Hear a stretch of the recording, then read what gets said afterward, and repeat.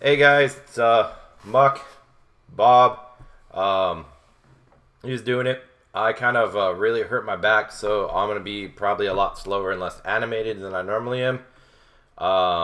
But it's been a bad 2 days for me. I'm down about 4K. Um, I think I don't. There's a pro. I have a problem. It's called GameStop. It's called valuation of my puts.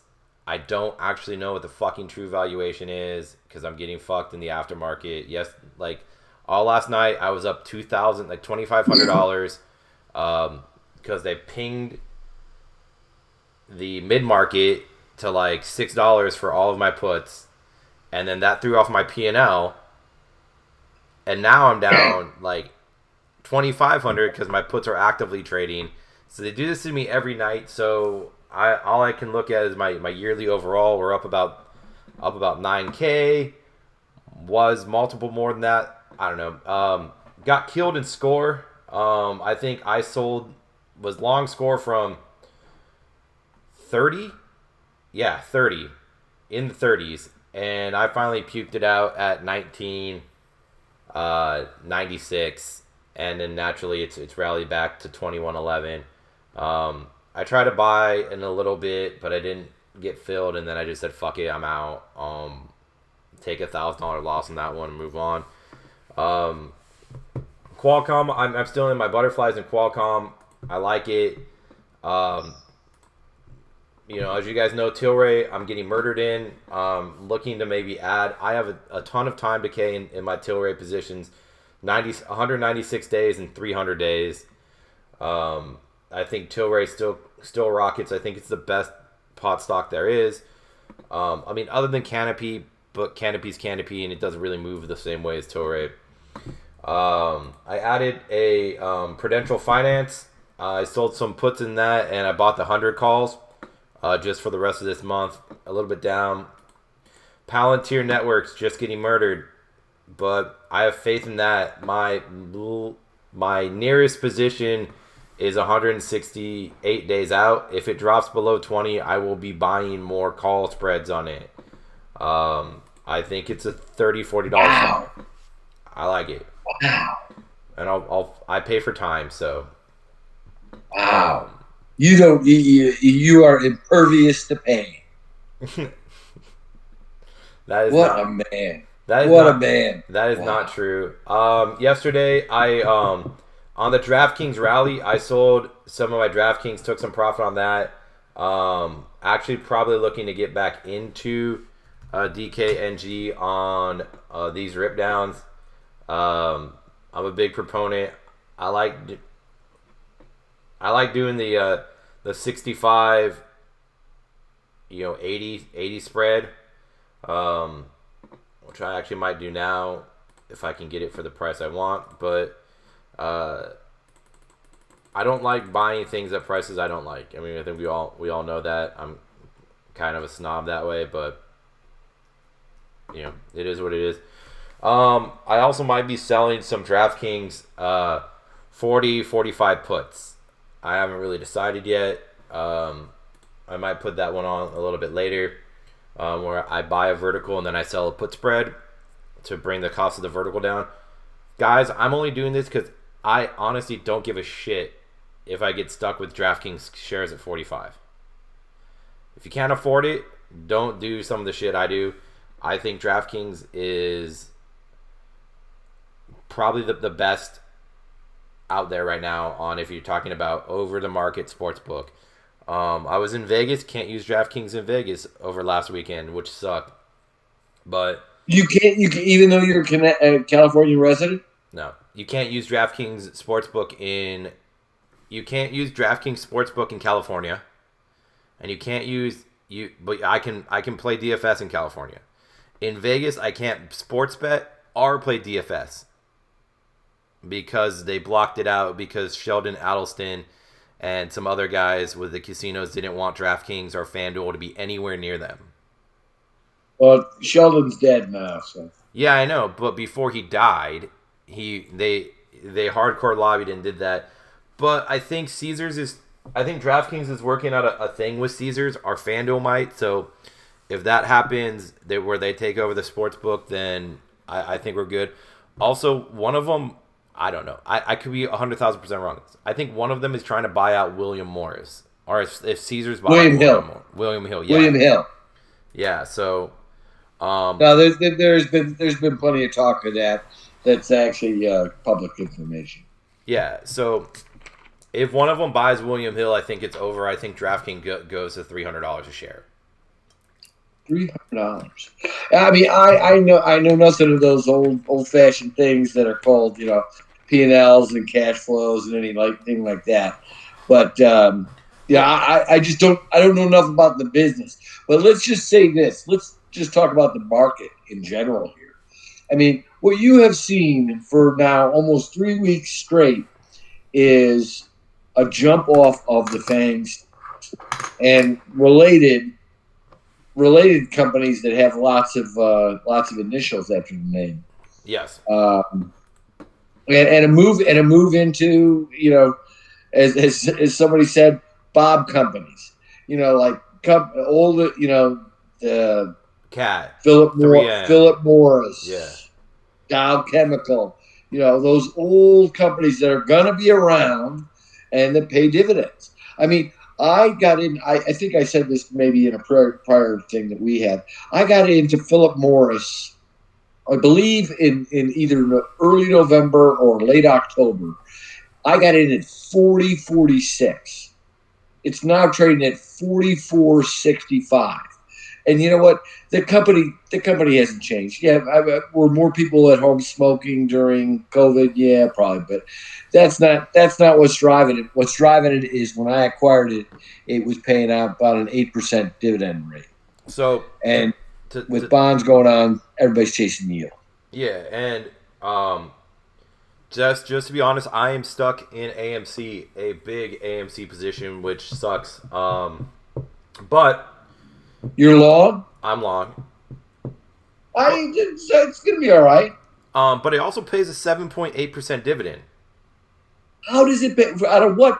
Where are they getting the money? They have $400 million in cash. They have a ton of bonds out there, and I have a feeling if it breaks like 15 again, I think they're gonna issue a ton of shares. But just think about it. Wait. Why do you speculate that? You just think that would make sense? Yeah, I mean they're pretty. I'm not saying that they're not really stretched out into the bond market. They have a lot of bonds out there. The bonds are rated in the C's, so it's not super bad. I mean the yields that they pay are the rate they have to borrow is not catastrophic. But what's the rate? Do you have any idea what the average rate is? Yeah, I mean I think around 10 or 11. Oh, really? Yeah. Wow. Some of them are in the 17. Usurious. So it throws it off. But also some of them are in the 5s. So there's you got to blend it a little bit. But if they take off again, maybe go over 10 or 11, they could probably just issue some more shares and get that sold and not have to worry about more debt. But I've been talking with just my wife. We can't wait to go see a movie. I want to go see Top Gun 2 in a movie theater. I want to see Tenet. We haven't ordered Tenet because I don't want to watch a movie like that on my couch. It's just not the same. And we have a really nice Sony TV. It's just not the same. I want to go see it on a big screen TV. And if more people are opening up, more places are opening up, everyone gets a shot. I don't know why movie theaters can't roll. And there's a backlog of really good movies. Yeah. I mean, there's lots in the queue. Everybody knows that I got my COVID shot today, my first one, Moderna. Feel fine for the time being. So, I think I'm just gonna go with the Johnson & Johnson 1 shot. Well, you're not gonna get the pick. I feel like I can pick. Well, maybe if you're last in the queue, you can pick. I feel like my wife's a doctor and just write me a note that I'm allergic and I need Johnson & Johnson. It's not going to work, Mark. I'm taking my parents in a week to get their second shot. So that's good. It looks like we got a little market rally back. Well, I was looking at. I was going to.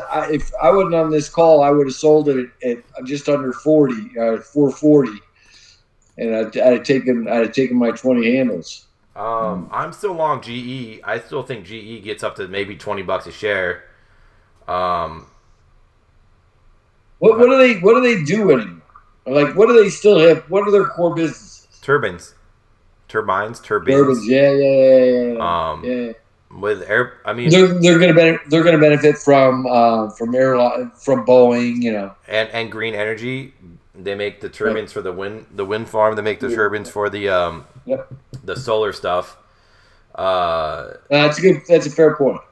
they also do I just I engines, It's just locomotives. such a dramatically different company than when Jack Welch was in charge of it. Well, yeah, because It's Jack you Welch know bought everything. well I met Jack Welch. He I, was at I met him at Larry Bossidy's going away party. Larry Bossidy is the former CEO of what is now Honeywell. But did he make had you been allied. did he make you an official Six Sigma ninja No, samurai? but my wife is. I'm just a horse's ass. um, I don't know, I like the REITs. The REITs have slowly moved up. Helping out the overall portfolio here. Um, I mean, I'm a buyer of AMC. I'll probably buy more at 7, and then I'll double the entire position at 5 if we ever get there, and I'll just hold it for ever. But I honestly think once people can go back to the movies, they will. Um, like more date night things. I did buy the Buzz ETF yesterday, and I'm only I'm, That's port noise yeah, crap, right? yeah. It was that when it did a low today earlier. I don't It, know. it did hit a low today earlier. I almost bought some more, but I got distracted with my other job. Um, we're long it from 24.44, and it's at 23 now. I like it. I'm probably gonna trading it through options from now on. But I mean, I actually really like the fundamental thesis for their ETF, of what sentiment is, and I think it's kind of cool. Uh, I don't know. I mean, I like it more than ARK. I'm still waiting for ARK to launch their freaking space ETF that they told me they were going to launch 3 months ago, and they don't have a ticker symbol for it, and I can't buy it. But they're getting, I don't know. It's the world's weird, man. Like I feel like ARK's like a hedge fund, and she's gotten like super popularized, and then everyone was like, "Oh, fuck you, Kathy Wood. We're just going to take the opposite position of you." Yeah, I mean it's a problem. I mean, I think all her, the fact that she discloses kind of what she wants to do and what she's gonna do she might have to rethink that a little bit. But I think she has to because it's exchange traded fund. It's actively managed, so it has to be updated like minute wise, right? Almost like it has to be actively done. Um, plus, I don't know, like if Yahoo's like me and you got in there and started like buying blocks of thousands of shares of it and then dumping it and then buying it and then dumping it, don't they have to like rearrange what they have invested in their company? I don't know. It confuses me. I on I guess all actively managed ETFs that are done on like a daily position confuse the fuck out of me because how do you actually have like a position? I used to read those things, those old fashioned things called annual reports, but they don't seem to matter much after 2009. But occasionally I'll page my way through them. The only report I read comes out every month. It's called the CTOA, and that's what I read. What is it? It kind of tells you where it comes out from Chicago. It tells you where all the institutional like what they're buying and what they're selling at the end of every month. I don't know that I've ever looked at that, Mark. I don't know why. It's like it's bit. I mean, I don't trade a ton of futures, but it like lets you know. It's predominantly based around the futures market, but Oh yeah, yeah. No, I know what you're speaking of. I've never looked at the full report. I've only looked at sectors. it's Yeah. not bad. I mean, you can see where institutionals are buying. You can see when speculators are long the most and institutionals are not. It it helps me out a little bit. Um, but I mean, well, I think we talked about it maybe a month ago that fundamentals. I don't think fundamentals and valuations matter in this market. Um, Well, I think that they're beginning to matter a little bit more now.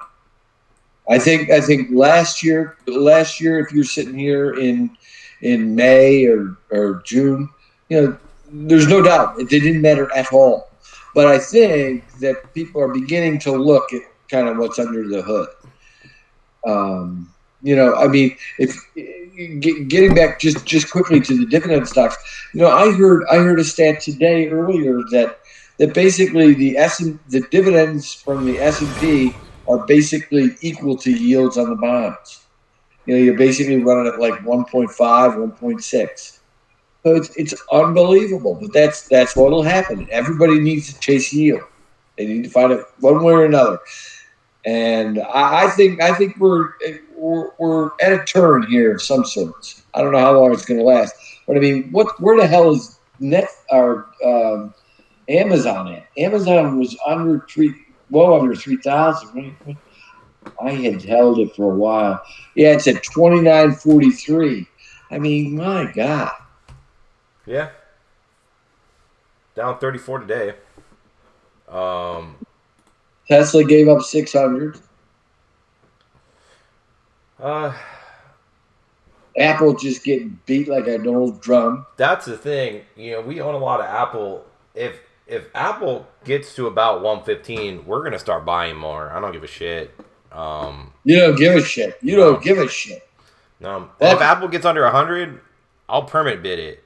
I mean, it's worth just the 5G alone is worth more than that. But like, I don't understand why people are. I don't know. I just don't get it. I think we're selling everything for no apparent reason to me. Well, it's a new market. It's definitely a new market. We got something coming across here. Something interesting. Oh my. Oh my. We got some Pomo. I got a little something going on here. A little something. I'll tell you after I'm done. But yeah, you continue to talk, Mark. I don't know. I don't know. I guess why are we so? For me, I don't understand why we're so afraid of 1.5 on the yield on the 10 year. It doesn't make sense to me. I'm not afraid of it. I don't. I don't think we trade and hold over 1.5 on the 10 year. I already put out a tweet saying that I'm taking all bets. Um, I mean, what if we do get Operation Twist again and we start just driving the shit out of those 10 and 30s down? I think it's better for a little bit while longer if we can hold the 10 year at 1.25 to 1. Um, I agree and disagree with what's going on in Congress. I agree that people should get some more money injected into their pockets.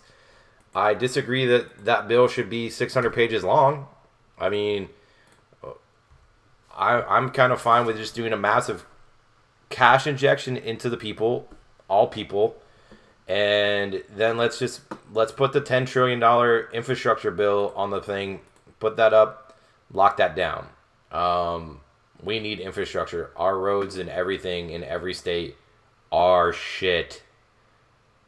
Chicago is falling apart. If we can just do if we nationally just can do 10 trillion across the board and go put people to work, more jobs, and rebuild everything. I think it's better. I think it also will help a lot of states to alleviate their having to foot the money for a lot of things. That's just my I, opinion. I, I don't know what the fuck is happening here, but I got problems. Anyway, Oh, I'll just cancel my trade. Anyway, what else do you want to talk about, Buck? How that about crude? Crude, everybody's got to get crude. Gonna run it up to $100 before uh, everything falls like that. before it goes back, we're running up to 100. Then we're gonna close it at negative 25 cents. I mean, it's unbelievable. I was long it earlier today. I made a couple of bucks, but I can't stay with it because it is what it is. I mean, OPEC now meets what every month. I mean, it's unbelievable. Every OPEC Fuck meets like something. every other day. Yeah, basically. All right, guys. It's like that. I'm gonna eat some food because I'm kind of hungry. I've been chugging away at both jobs today, but we'll try to do this more next week. Just trying to get my routine locked in. All right, be well, Muck. Be safe out there. Buy more stuff, Muck. Buy more stuff. That's American dream right there. Is just buy more things, buy more shit, There guys. you go. Just buy it. You see it, you want it, buy it. Just to let everyone know, I did sell low in score. SCR, it's now back up to $22. So I'm an idiot. All right, talk to you kids later.